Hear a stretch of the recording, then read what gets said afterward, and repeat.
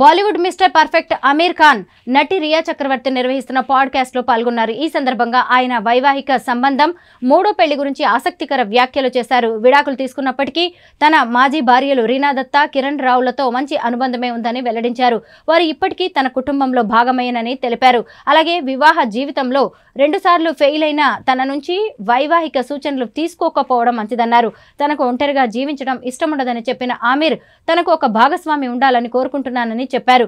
ఇక జీవితంలో ఎప్పుడు ఏం జరుగుతుందో చెప్పడం కష్టం కాబట్టి వివాహ బంధం సక్సెస్ అవుతుందా లేదా అని చెప్పలేమని అన్నారు. ఈ క్రమంలో మూడో పెళ్లి ఆలోచన ఉందా అని రియా అడిగారు. దీనికి సమాధానంగా 59 ఏళ్ల వయసులో వివాహం అంటే కష్టం. నాకు ఎన్నో బాధ్యతలు ఉన్నాయి. ప్రస్తుతం నాకెంతో ఇష్టమైన వారితో సంతోషంగా సమయాన్ని ఆస్వాదిస్తున్నా. నా ఫ్యామిలీ, పిల్లలు, మిత్రులతో రీకనెక్ట్ అయ్యా అని అమీర్ ఖాన్ చెప్పుకొచ్చారు.